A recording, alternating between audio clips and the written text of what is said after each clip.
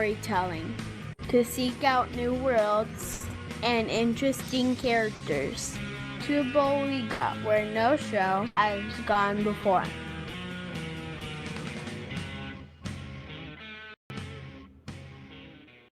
Live long and prosper, bitches. Our annual fundraiser marathon. Welcome to 24 Hours of G&T 2016. Hour 8. Time flies when you're having fun. Is it hour 8? Thank you, Katie. It is the start of the 8th hour. I thought it was the start of the 7th. Crap. No, We've done 6 and 7 7 went together because we didn't have a break. Okay. So we didn't hear thank you, Katie's Steve. little remark. Steve's voice from above, from the control room. Yes, we're in hour 8, coming to you live from the Non-Baco Theater here in beautiful South Branson. With me, as always, and right now she's wearing her fringed cowboy jacket and shirt with the rhinestone-studded cowgirl hat. It's Terry Lynn. I never wear rhinestones. If I'm gonna go Western, I'm gonna go Western. Dusty. All right. Okay. So I'm just telling you. My tuxedo's starting to get runny. Ew. And and if you weren't here earlier in the show and you don't understand, thankful. And there you heard from the Glass Enclosed Nerve Center, its producer, Ceridium. Kablah! Also joining us is Jesfa. How you doing? Kajiro. Hey. Steve. Hello. Ross. Ew. Okay. We have Thank you. guests. And we have Some guests. say all. But that's what is it? What is that? Shrek for hello? And I'm very, very happy to introduce. We're so happy to have them with us. Just Shanna. adore them. What? You forgot Shanna. Hold on. Okay. But she's with us. I want to make sure. I understand. Okay. I heard everything. Shut up. This is We gonna also be an have interesting with hour. us from Women at Warp. We are so happy to have them with us. We have Sue. Hi. Hi. We have, if you're a longtime listener to the show, you know I absolutely love this person, Jara. Hello. Hi, Jara. You gonna sing Lady Marmalade for us later? Say no. You don't have to. It's okay. We're not asking you to sing. I don't think she heard me. I heard you. Oh, shit. And of course, from Semantic Shenanigans, she is... Oh, there's so much I could say because we go back. It's Shanna. Hello. I wear lots of rhinestones and never in a Western context. That's Oh, true. there's my lady. That's Nice. true, Yeah, baby girl. nice. Excellent. That's true, baby girl. Ha ha ha. Right on, Daddy-o. Hey. All right, I'm gonna We're turn doing it our own over. show We're now. gonna turn it over to Semantic Shenanigans. Jenna and Janet, it's all yours. Go for it, girls. And Women at Awesome. Warp, Wait. right? Yes. Yeah, well, yeah. Yeah. All right. Anyway, we wanted to kind of change the direction a bit of the show, and we're going to have kind of an interesting discussion, and we hope you stick around for it. So, first, the lovely ladies at Women at Warp, can you tell us a little bit about your podcast? Sure. So we started our podcast just over a year ago, with some notable exceptions, some of whom are in this recording session. The Star Trek podcast sphere still tends to be pretty male dominated, so we decided let's make a podcast and we'll have women hosts and guests, and we will talk about Star Trek. And so that's what we've generally been doing. We talk about the on-camera representations, the behind the scenes, and specific episodes, specific characters, general themes, basically anything that is interesting about Star Trek. Fantastic, and that dovetails really nicely with what we wanted to talk about, because when Shannon and I were thinking about doing a segment for 24 Hours of G&T, what we wanted to talk about was the Bechdel test. And so for those who don't know what the Bechdel test is, I have a little history. It goes back 31 years, folks. I'm sure that Alison Bechdel, when she wrote it's just a comic strip called Dykes to Watch Out For. I'm sure when she created this scene, she had no idea that it was going to continue and it was going to be important 3 decades later. And basically, it's a conversation between two women. And one of them says, "Do you want to go to the movies?" And the other one says, "I have 3 criteria for movies that I want to see. And here are the 3 criteria. Number 1, the film must have at least 2 female characters who have names. Number 2, they must have a conversation with each other. And number 3, that conversation has to be about something other than a man." Now, this has spawned the Bechdel Test website, which has a few thousand movies on it, where people go in and they look at films and they decide, does it pass or does it not? And I'll tell you right now, it's a very low bar. So, Shanna, I know you did some research about this, so you want to talk about that? Oh, I did a crap ton of research. Are you kidding me? Yeah, and it really was crap ton. Stop it. You liked it. Metric or imperial? Huh? What do Metric you say? or imperial crap ton? Imperial. Yeah. Yeah, okay. So, as Janet said, it does go back to 1985 to a comic strip, and part of my research was I listened to an interview with Alison Bechdel herself, and she talks a little bit about the creation of that comic strip and the criteria, and basically it was something that happened when she and a friend were going to the movies one night, and it was just something that the friend kind of offhandedly said. So she woke up one morning and said, "Hey, let's make a Bechdel test." She's actually quite sheepish about the whole thing and surprised that it carried on as much as it did.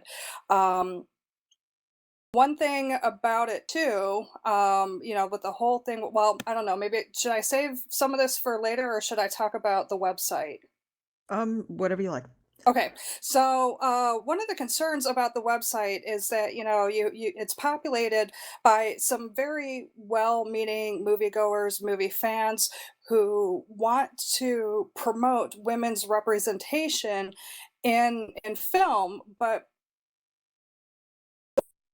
comes in there is that the commenters on the site they kind of grasp at straws any single line to legitimize a film for it to pass the Bechdel test. So actually it's really not hard to pass, and then what this means is that despite these good intentions,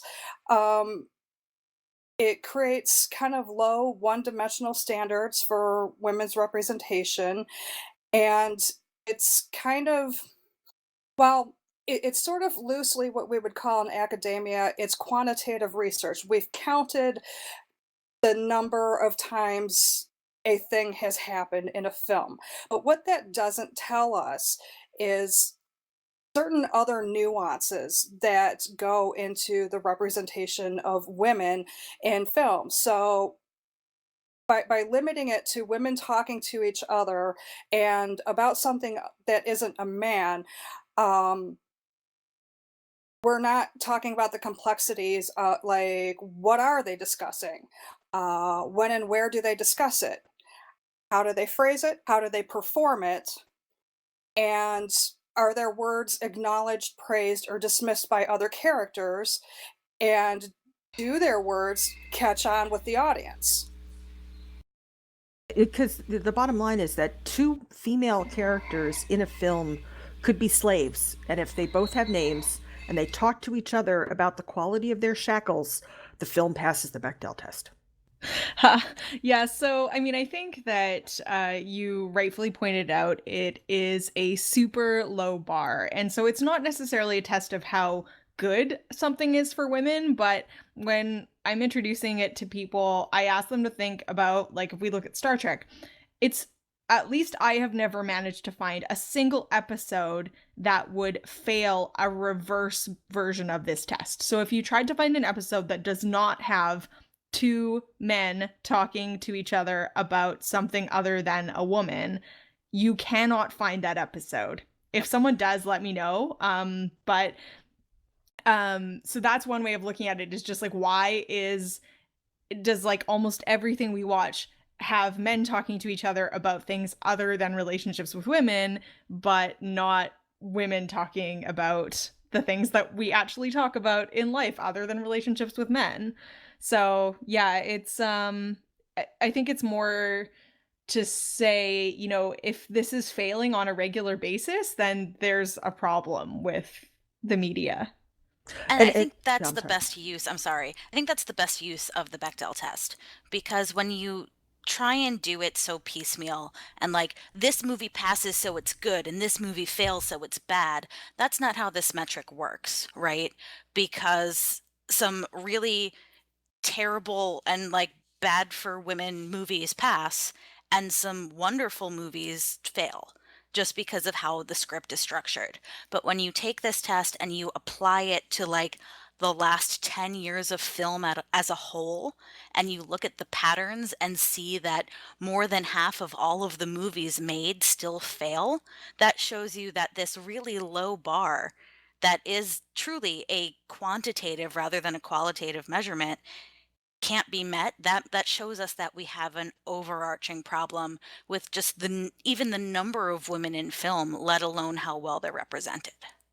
So Definitely. I'm I'm sorry to sorry. interrupt, Yeah, but go it ahead. sounds like you're saying that there's still a long way for us that we have to go. We still have to go a long way in order to not rectify, but to make things just better.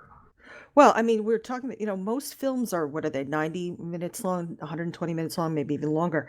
And if they can't even spare 1 minute for a conversation like this, and like I said, this is a horribly low bar. It's tiny, tiny low bar, and they can't even hop over it. Then that's just nuts. Now, I one of the reasons why Trek passes the reverse Bechdel test easily is partly because of a dominance of men in most of the series. You know, the men as regular characters. I mean, you've got like 5 regular male characters in TOS alone, and the really 3 women who are seen the most, you know, although there are guest stars and whatnot, but the women who are seen the most, except for Rand and Uhura, they don't work in the same area. And then even Rand and Uhura, even if they're standing 4 feet, 2 feet from each other, they often aren't talking to each other. Well, even when you get to Voyager, this is the part that like grinds my gears. You've got the captain I'm sorry, and I just heard Peter Griffin. Yep. You've got the captain and the chief engineer who are both women, right? And the majority of problems that you face on any of these starships in any of these shows, those are the 2 characters who are going to be talking to each other about the problem that's happening on the ship. And yet Star Trek Voyager only passes about 80% of the time. 87.5, which 80, okay, so it is a little bit more. yeah, but still it should pass every single time. It should. I mean, so I ran the Bechdel test on every episode of Star Trek. I didn't like hand watch them all. I went through transcripts and I had some volunteers. But if anyone is interested, they're on my blog, trekkiefeminist.tumblr.com. And for me, the surprising one was Enterprise because it actually dropped below Next Generation and only 39% of the episodes passed. And that's because Hoshi and T'Pol like never talk to each other. So it was kind of disappointing. God, you know, I didn't even realize that, but you're right. I mean, Enterprise happens to be like one of my, it's my second favorite series. And now I'm kind of disappointed in it because I look back on it and go, oh, you know, I always saw them as independent, but I still see them as, you know, as great female characters. I don't want people to, it goes back to that, my opinion on the qualitative point of it is I still see them as great female characters. I would like to have seen more interaction between the 2 of them in a professional setting. I don't know, you know, but Well, then those again, I think they numbers could have- underused Hoshi anyway. Those numbers could have gone up dramatically if they just had a gender balanced crew. True. Yes. If you yes. have 8 main characters, how come only 2 of them are women? Yeah. Yeah, there's opportunity here, and well, or rather, there's a lack of opportunity. If you don't have a lot of female characters, they just plain aren't. The odds are that they're not going to interact with each other that much, because you know, series television, there's limitations here. You got 42 minutes or whatever it is to fill, and everybody's got to get a little bit of screen time because of their contracts, and so you know, And we have guest stars and we have action and pew pew and whatnot, and that's going to take up time. Doesn't help that both of those series criminally underserved a lot of their characters. God. True. It said a mouthful there. I fear that it's not going to get better with Discovery. Some of the roles that they have announced, most of the roles seem to be male. Although it seems like they're going to be putting more women in higher higher in the food chain, so to speak. But I do believe they've cast more men than females so far. But that kills me too, because and I think it was Sue who mentioned this, and I'm sorry if I got the wrong person, but where you were talking about just the overall representation of women in film.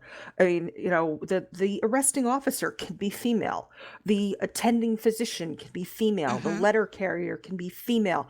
We don't, it's not just the teacher who can be female; it could be the construction worker. And yes, not all of these roles have to be female, but if casting directors see more women in these roles, even if these roles don't have names, if they have at least one speaking part, then women are going to start to have more opportunities just in general in the business. And that means that as they start to move up the film food chain, they'll start to be thought of as, oh yeah, we should bring this lovely actress Linda Parkett in and have her do, et cetera, et cetera.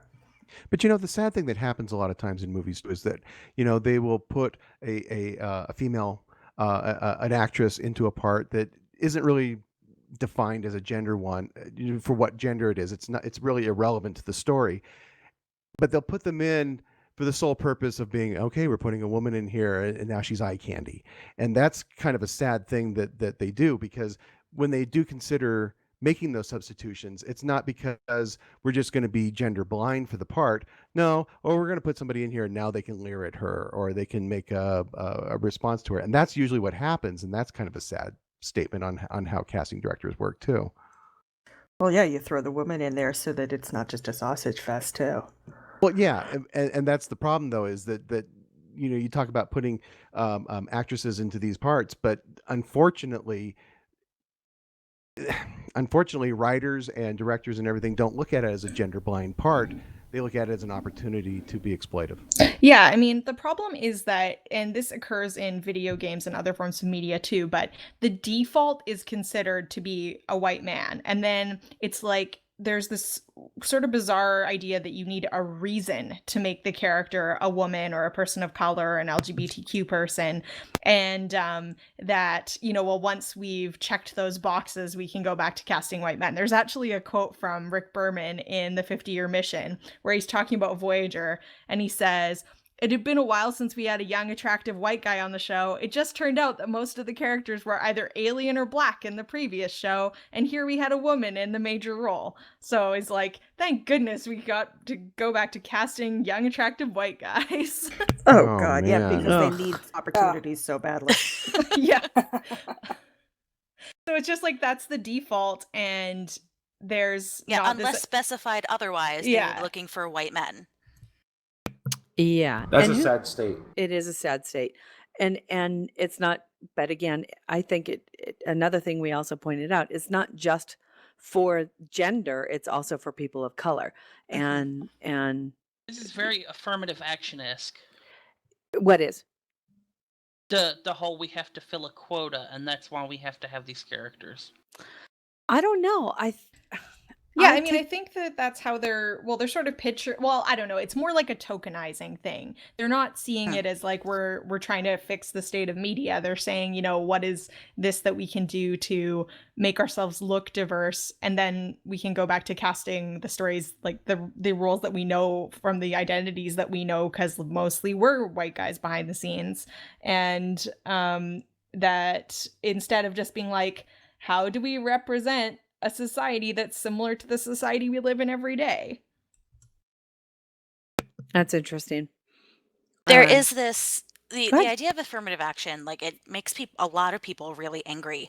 But like, you know what, in the short term, to get to a place where it doesn't matter anymore, yeah, maybe occasionally we do need a checklist until it becomes normalized. That's the thing. In order to get it to that point, you have to work for it. So yeah, maybe you do need to go out and specifically say you want to fill this role with a person of color or a woman of color until you get to a point where minority groups have the same number of opportunities as white men, which they do not, because there has to be a push. You have to make the actual effort to get to the space where there is equity. Okay, when it comes to what we see is, I'm going to use the term regular, and I don't want to use that term, but it's the only thing my brain is working on right now.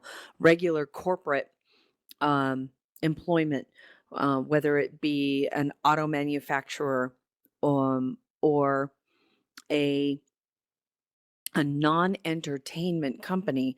Yes, I think that is exactly the case. Is there, and I don't know what the answer to this, is there an argument to have something along those lines in the entertainment industry, something along the lines of a more qualitative Bechdel test that we should be asking entertainment industries to adhere to? Or do they have the right to service the markets that they have been catering to in perpetuity, meaning the typical white male aged 14 to 24? Well, I think that part of it is that they're discovering that they can actually also make money by appealing to a broader audience than that white male 18 to 24. And I mean, Star Wars, Ghostbusters, there were a lot of examples of companies trying a bit harder on the diversity front and finding like, hey, it didn't actually kill us. And Star Wars was an example where they actually had with the Force Awakens people behind the scenes consulting to make sure that like the extras in the background were roughly 50% men and women. And you're seeing more racial diversity coming out in Rogue One. And I think that that is an example that Star Trek needs to follow, to realize that if you put more diverse people in your show, it doesn't necessarily follow that young white men won't watch it. Maybe All a right. handful of them. Well, They're also starting to realize, I think, that women have a lot of buying power. aha, there we go. Which, like, when Star Trek originally aired in the 60s may not have been as true, right? But now we do. There's an entire makeup line that is, of course, mostly marketed towards women based on Star Trek that was one of the major sponsors of the biggest Star Trek convention of the year. We have Her Universe, which was recently just acquired this week by Hot Topic. Yep. So it's going to get bigger and bigger and bigger. And congratulations. Geek things are actually being made for women. I don't have to go and buy a men's t-shirt and alter it anymore. I can buy something that actually fits me. Tell me about it, right? Right? I still get. Well, you're a very special case, Terry. Oh, no, I do understand that, but I do have a thing. But when they start marketing the merchandise towards us, that's really when you see that they realize that, like, okay, so there are women in our audience. And we do have buying power. And wouldn't we say the same, and couldn't we say the same about other minorities as well, people of color, saying, why isn't this? I mean, I look at it, and I know we all do in this room. There isn't a person in this room that doesn't have that same feeling, which is we all know the market is bigger than what's being catered to. And it's kind of stymieing when we look back on it and go, why aren't they? Why aren't they going? Is it the fear that the market won't respond? Well, they want sure winners or close to sure winner as possible. Part of that is Sarbanes-Oxley, that they have to show that they're being responsible with shareholder money, but it's also just plain old corporate fear. I think the corporate fear of change, corporate fear of failing. We're not having a great year, a good year, unless we're having a fantastic year, and that's which is unrealistic. That's not sustainable. Shanna, you took one for the team. You want to talk about that? Oh God, I took one for the team so hard. and I love you so for it. Thank you. So against my better judgment, against anything that I hold near and dear, upon hearing that 50 Shades of Grey passes the Bechdel test, I had to watch that mess just so that way I could comment on it, because I don't believe in commenting on something that I haven't seen. I did read the book sometime back, and I did feel compelled to see the film because we are talking about film. Huh? Why? Do you He really just wanna told know? you. No, why did you read the book sometime back? Do you want to know? Yeah. So, one of my mentors at Eastern Michigan University, and I'm not going to tell you who he is because it would probably embarrass him, but he read the book probably because he lost a bet with his daughter or something. I don't even really remember, but not to be outdone, I had to read it too. And it really was as terrible as he said. Yeah. Okay. So you then forced yourself to watch the film. Right, because with adaptations, things get changed, and so it wasn't necessarily a sure bet that it was going to be exactly like the book. I mean, I found it to be a pretty faithful adaptation, but surprisingly, it lost a little bit of its creepy factor just because you weren't directly inside the main character's head. And so you only had things like facial expressions and dialogue to convey the fact that she never really lost her fear and disgust of what Christian Grey wanted to do to her. So that one Interesting. passes. That one passes. But and that Star one, Trek that one Beyond does not. passes. Star Trek Beyond did not, and I also watched Star Trek Beyond last night too, because I knew I wanted to be kind of talking about these in conversation with each other. So 50 Shades of Grey is 50 Shades of problematic. The BDSM community has renounced it because basically what you have there is an abusive relationship that's couched as BDSM. And we all know that it really is a representation of an unhealthy relationship as opposed to a healthy BDSM relationship. And an Yeah. unsafe one as well. Correct. Exactly. And I'm going to be blogging about this sometime this week, and I'll have links to all kinds of resources and stuff so you can kind of see the thing that I'm talking about. But by comparison, Star Trek Beyond, which fails the Bechdel test, is an example of why I feel like the Bechdel test, failing it, should not undermine what the film gets right. As a researcher, I take a qualitative and ecological approach, which is why at the top of the show, I was saying things about okay, well, so the women aren't talking to each other, and maybe it is about a man, but we need to look a little bit deeper than just counting occurrences. So the things that I see there are Uhura being a competent, trained officer who does her job without even thinking about it when down to separate the saucer section so they can try to get away, and she figures out that he's in trouble. She doesn't think twice about it. She goes down there, she helps, she gets the job done, and when Krall asks her, why did you risk your life, she says, Captain Kirk would have done it for me. And that tells me that there is a situation of equality there. I wouldn't disagree And with that. trust. Yeah. And trust. And later on, too, when she's talking to Krall and she sees him for the first time trying to suck the life out of her crewmates, Zulu's holding her back. I mean, she's crying. She's obviously upset, but you can tell that she's also very angry. If Sulu loses his grip on her, she's going to give Krall a good old-fashioned curb stomping if she can. Usually when you watch movies, it's the woman going, no, don't, he'll kill you, don't, So, and it was totally the opposite way around. Okay. Curb stomping is And a so hootenanny. what was it about it? And please remind me, ladies, what the hell happened? Why doesn't this film what was it that triggered the failure on the Bechdel test? Because the Separation. Yeah, the women just never really That was talked it? to each other in this film. That was it. But that says Doesn't nothing. Uhura speak to Crabhead Girl? Yeah, she talks to the alien girl that gets killed. Does Syl. that character, and that character has a name? Yeah, Syl. I can't think of it though. It's Syl. It's S-Y-L. So it should pass.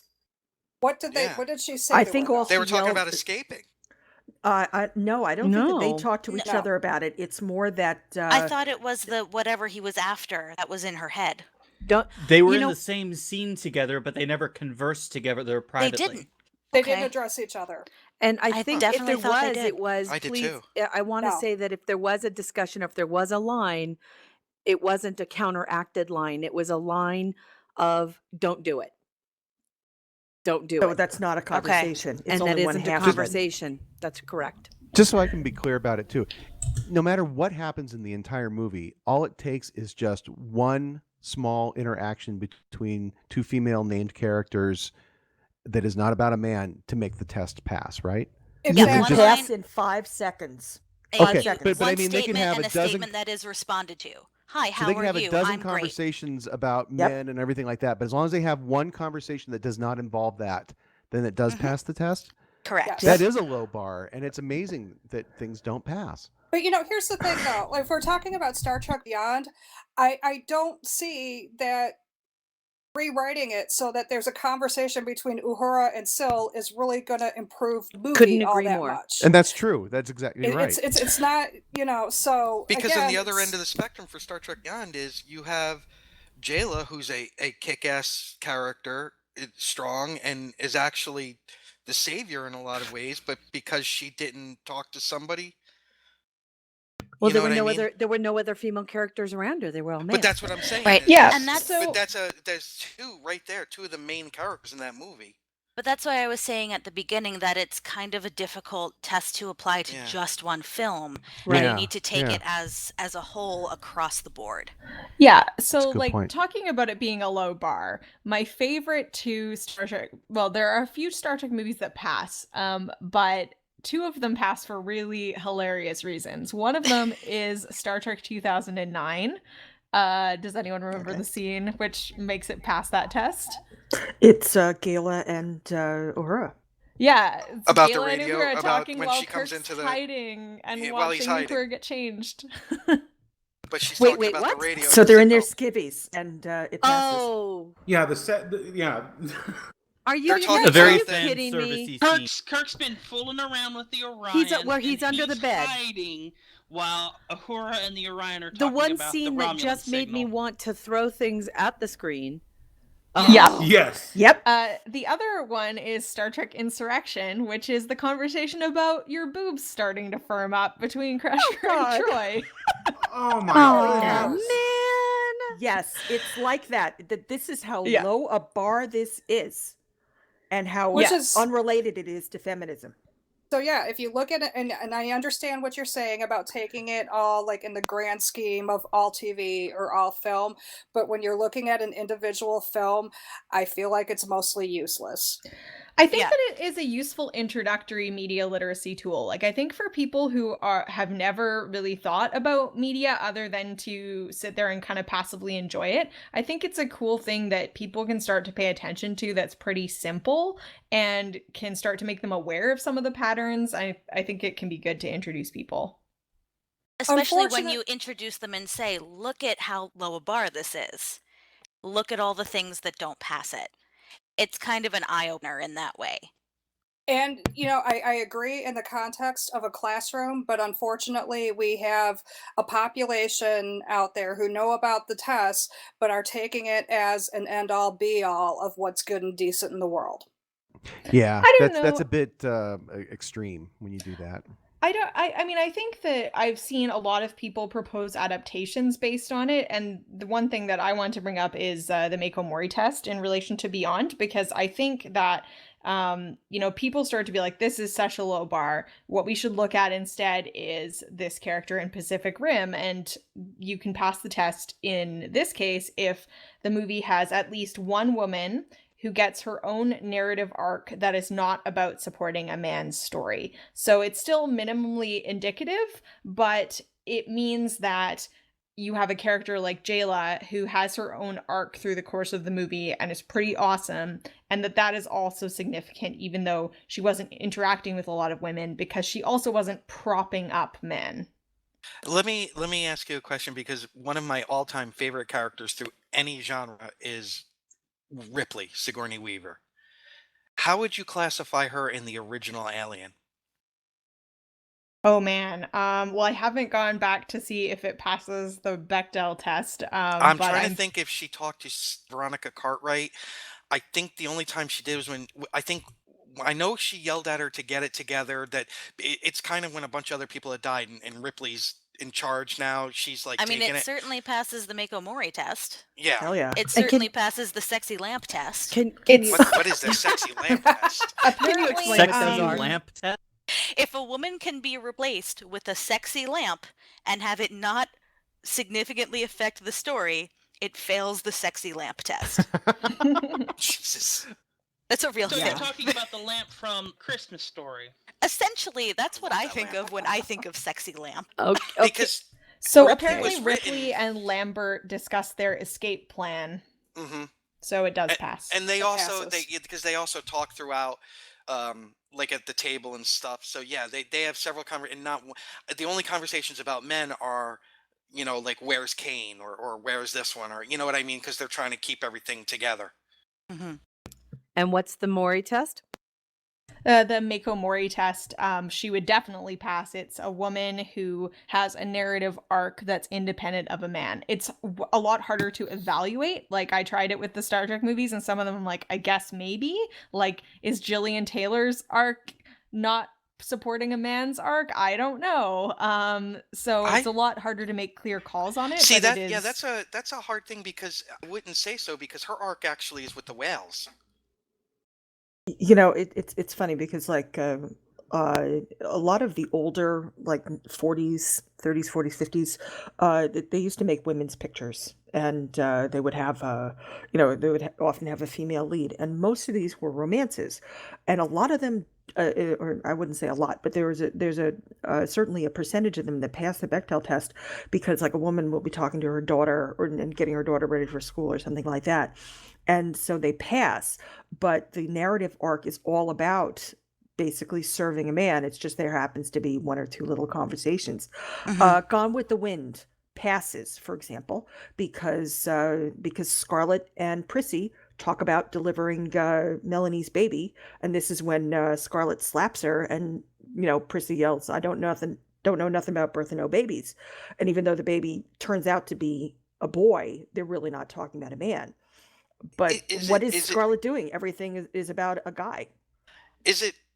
I don't know, but if you take something from the 30s and 40s, everything was so different then to begin. Now, if you made a movie now about the 30s or 40s, it's going to be different. There's also, it's not really fair to judge using our standards versus theirs. This is 80 years later, certainly. I just have the thought, and I apologize if this offends anybody in here, but shouldn't every lesbian fantasy novel pass the Bechdel test? Because nobody in that is talking about a man. And I would say that they kind of shouldn't, because if your only drive is sexual, that's sort of, that's also kind of the sexy lamp thing, isn't it? I mean, again, it goes that's to the interesting. quality of the interaction and not the interaction itself. Right. I and would it's say not that talking this about is a man in a sexual way. It's just talking about a man. Hey, I did would- you see Joe? Yeah, he's over there. Like, that's a Yeah. fail. I mean, I would say that this is a problem derived from, having a test that came out of a comic strip. And I mean, the Right. comic strip is a That was lesbian never comic intended strip. to be a media tool. Yeah, and Exactly. in the actual comic, it's two lesbian women who have just been to a movie, and they're disappointed that there's not stuff out there for them. So yeah, I mean, I think that first of all, it's debatable whether you should apply this beyond movies or how much you should apply it to movies, as we've discussed. But I think that under the sentiment of the original comic, a lesbian romance novel would pass, because the whole idea is just that media is not catering to women who are not interested in primarily in straight relationships. There's a stereotype that this is all women care about, is they only want to talk about men with other women. All right, hold on, because I'm really confused by And something. what was now. the title of that comic again? Dykes to watch out for. Thank you. That's I'm the really title of the confused by comic something strip. now. Okay. So you said by saying if their conversation was, "Hey, is Joe over there?" Mhm. Okay, so let's say I write a film, okay, and I've got two female soldiers and they're medics, and they're talking about the patient who's a male. Mhm. Does that fail it? Yes. That's bullshit, though, because that's their job as medics. Well, that's kind of what we're talking about. Is that But the this patient isn't could be a woman, like that. So why didn't they cast more? Like, why weren't there more women in this general cast? So it's meant to. I think it works even if you consider that they're talking about professional scenarios, because, like Sue was saying, if you had this number of people in the cast, why weren't they like slightly better proportion to be more women? Well, I can tell you that my division had 15,000 soldiers in it, and only 500 were women. So the odds of actually having a woman medic working on you were pretty small. Yeah, and admittedly, that is an issue, and it's part of the reason why we're discussing that. While the Bechdel test is this baseline, and it really is just this odd baseline that came out of this comment, it isn't necessarily the best tool for us to use as an approval or disapproval of any film or Well, media it outlet. seems Yeah, any individual film, as we keep saying, it's Right. not for individual film analysis. it seems to me, it's awfully absolute, but what it does do is it makes awareness. So that's the grain of salt you take it with. Because I'm thinking of Okay. like MASH. Yeah, I If, mean, if Hot Lips and another nurse are talking about a patient, Mhm. even today, they're working on an infantry guy or something like that. Even today, there's only one woman who's passed the infantry. Right, Right. but So- they could also talk about lunch, and then Yeah. they During would pass. surgery? No, Or I know. another Well, time. here's the No, other but thing. in the movie somewhere. Any They other talk time. about a lot of weird things during surgery on MASH. Well, yeah. No, if you've ever been in surgery, and I can tell you, I've experienced sitting in a surgical room many, many times, the conversations that happen in a surgical room are not unlike what you see on MASH. No, I know. Yeah, because Be that I as was it the public may, affairs officer for a Or hospital. on this show. using it to the other extent, using MASH as that effort, there's a plenty of great conversations between Hot Lips and her nurses that don't revolve around men. Mhm. Yeah. And Well, even if yeah. it was back- during surgery on a male patient, there could be, hey, this instrument isn't working, and they could talk about how to fix that without talking about the patient, It would and pass. then it passes. Well, but isn't the criteria not that if it has a conversation about a male, it fails, just that it has to have a conversation that doesn't involve a male? Correct. Right. Exactly. It's not even a percentage thing. So yeah, you pass in 5 seconds. I If say they talk hi, about Sue. anything else. If I say hi, Sue, and you say hi, Janet, we pass. So Robert Ray's asked, are you guys referring to the movie or the show in regards to MASH? I was thinking of the movie, but that's me. I was thinking of the show, but Me that's too. me. Okay. I think you can kind of consider it either way, because Yeah. really the female character is Hot Lips, although in later seasons in the show they did have Nurse Kelly. Nurse But Kelly, yeah. But she's really not a big character. But She- there, they And they don't really interact- converse her and Nurse that Kelly interact a lot. Nurse Mhm. Kelly So- will come up and say, I've ordered the 3 more pints of blood, and Hot Lips will say thank you. passes. And it passes. Yeah.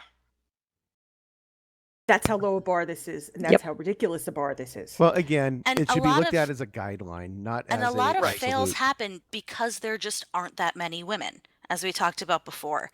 And I just want to point out that there's the Gina Davis Institute on Gender and Media has said one of the best things that film writers and directors can do just to increase the percentage is when there is a scene with a crowd, you specify in your script or in your notes, a crowd gathers, 50% of whom are women.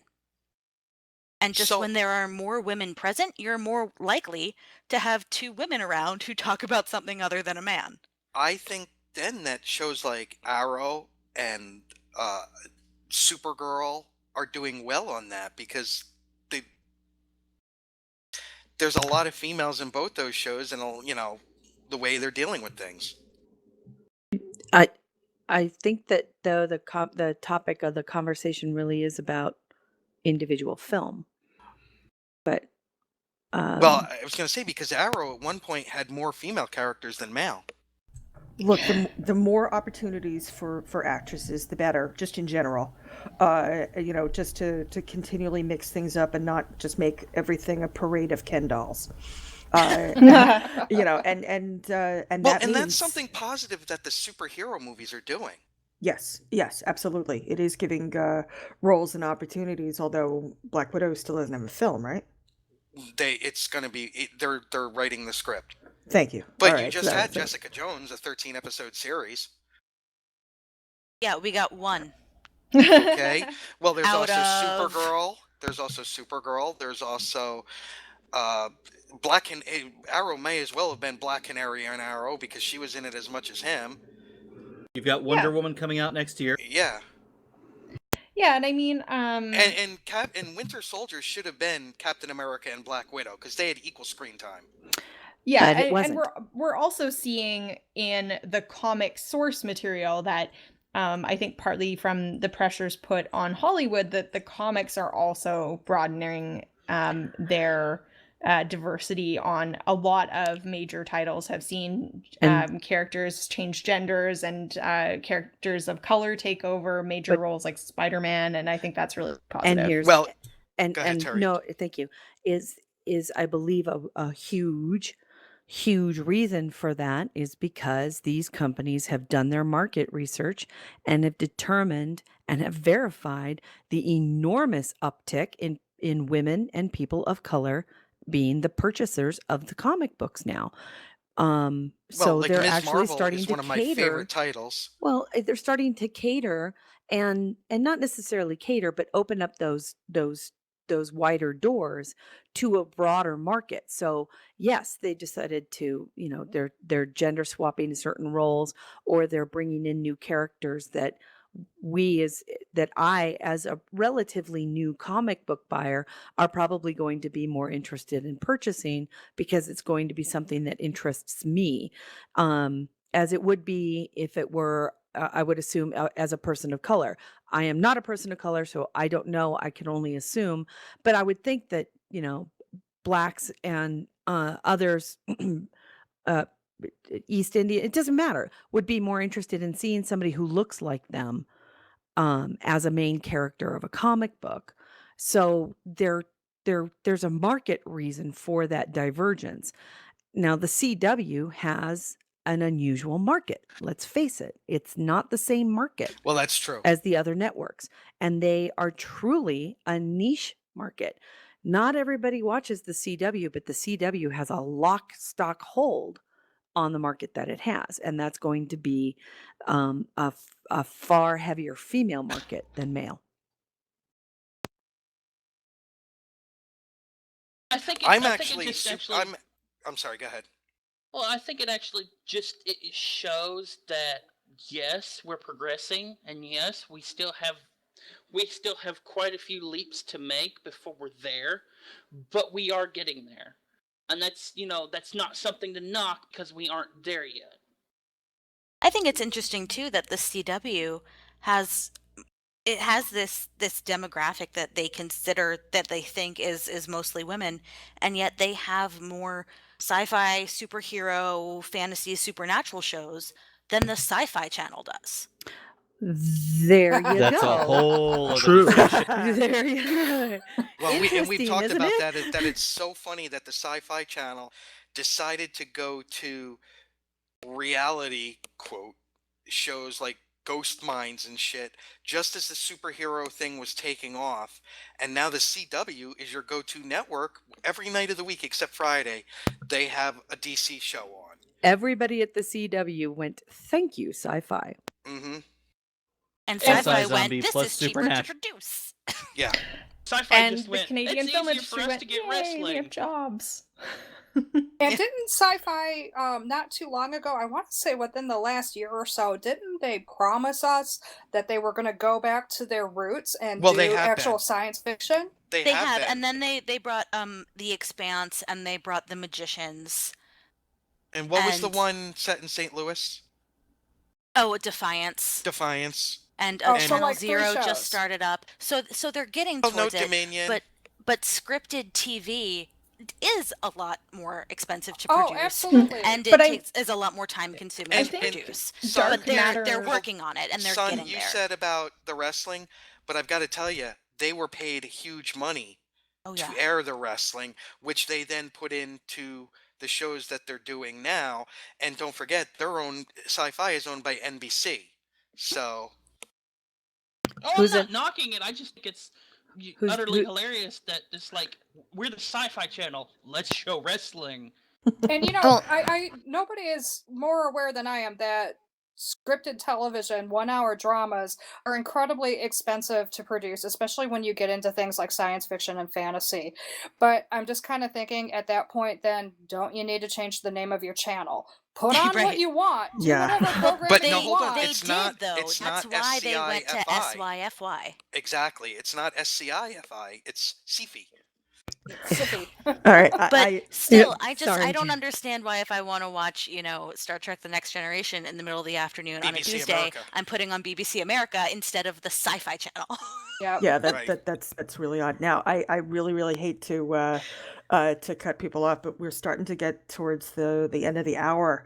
If you guys and- want to come back later, we'd Yeah. love it, because this has been maybe the most intelligent hour that we've had in the Yeah. 7.5 Yeah, hours. This has been is so And fascinating. likely awesome. the most intelligent hour we will have. I do want That's to not point true. out. We've got Fark. All Okay. right, you're right. All right. No, you're right. Okay. So, before really we- quick, can I just mention Yes, one please. more ridiculous test that Sure. is Sure. kind of Tumblr? And this is the Furiosa test. Of course, Oh. based on Mad Max, and a film passes the Furiosa test if it makes misogynists boycott it.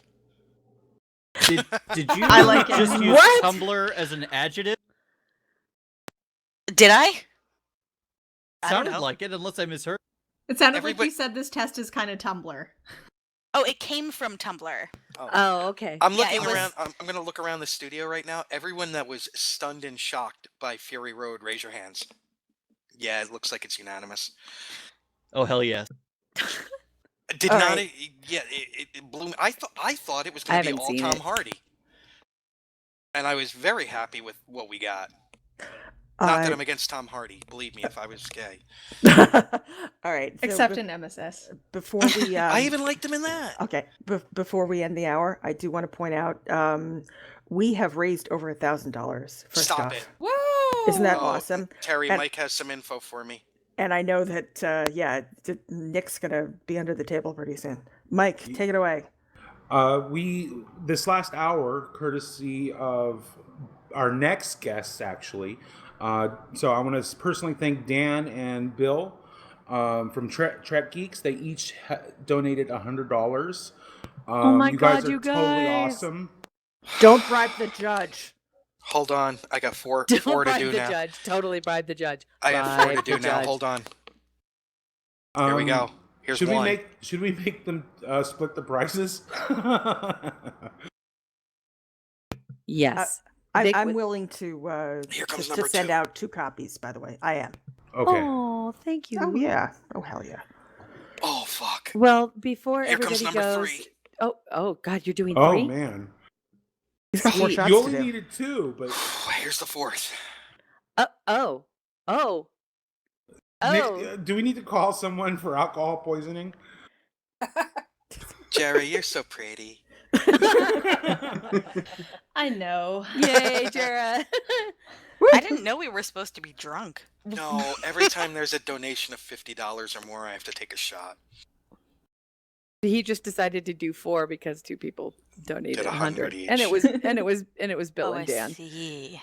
So I want to say thank you to Thank the you lovely ladies. so much. Oh, Janet, this take was it wonderful. away. This was fantastic. Thank you so much. Certainly, we would love to continue this conversation either later in the 24 hours, or if you want to come on to Semantic Shenanigans and talk with us, to speak for Shanna, I would I'd love it. to have them on. This was great. It Hell was yeah. great talking with you Yeah. guys too. And you guys are always welcome with us. You know that it's always fun when you guys are on, and always very enlightening. Well, all you need to do is tell me when you want me on, and I'll come on. Thank Wasn't you, talking my to Thanks. you. You got an open door. All right. Well, Aw. Bill and Dan, you're the big winners of the hour. Big wieners. Big wieners. You're the big wieners of the hour. And although I don't think you got to hear, there is a wonderful prize pack that will have you guys split. But Miss Janet has graciously donated a second copy of her book Untrustworthy. Where she will can we hear Women at Warp now? Yes, please. Womenatwarp.com. Yeah, womenatwarp.com. And, search us on iTunes, and we're available the usual places. You can also find us on Facebook or Twitter at Women at Warp.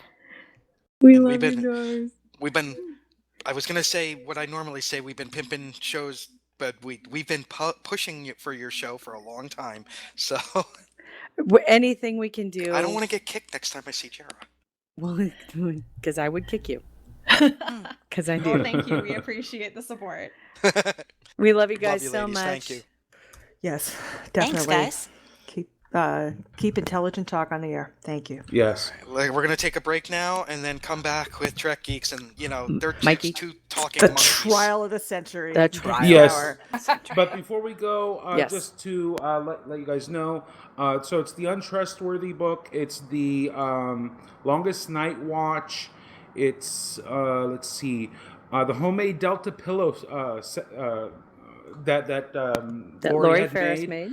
So, and then also the Okuda stickers. So, Trek Geeks, they're gonna have to fight over those. We can also donate one of the lovely.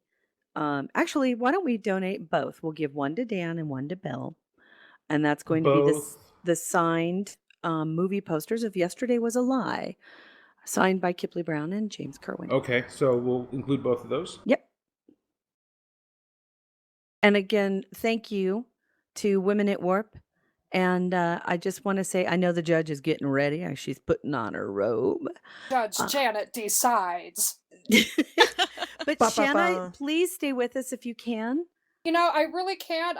My colleague is my neighbor, and it's board game night at her house. And I have 2 packages of cupcakes that if I don't take over, I'm going to have to eat them myself, and that's just not a good thing. Thoroughly understood. Bring them here. We'll eat them together. Hell yeah. Oh, Thank I've got you, a big Shanna. cupcake to bring you, Nick. Please, everybody, listen to the new Semantic Shenanigans, the new podcast featuring our lovely Shanna and Miss Janet, talking about all things. Where what are you saying? What's your tagline? Where fandom and Law, society, scholarship, and fandom collide. There you And go. that's Judge Janet if you're nasty. And I just want to say this about Shanna, okay? Back in the day, when things were at their darkest, she was one of those people that would be talking to me at 3 a.m. And I love her to death. And she's very well. Shanna, you and I have talked, and you know how I feel about you. There Well, you go. you know what? My ringer's still on for you. How about that? Thank you. And my cock. Never mind. Never mind. Oh. Hi-oh. All right, Mike. Do you have anything before we go? Do we have to do it? Do we have to do the music and everything? Well, I mean, personally, I need a break, but I think we should restart just for good All right. measure. We're going to restart. We're going to take a break, and then we'll be right back with the trial of the century 5-year mission versus Trek Geeks. Is 5-year mission here? We don't know. Yes. Music for Thank the you. GNT show We'll be right back. is provided by 5-Year Mission, Enterprise Blues Band, Warp 11, Andrew Allen, and Rathor. The GNT show is a BLB production. Move ahead, warp factor 10.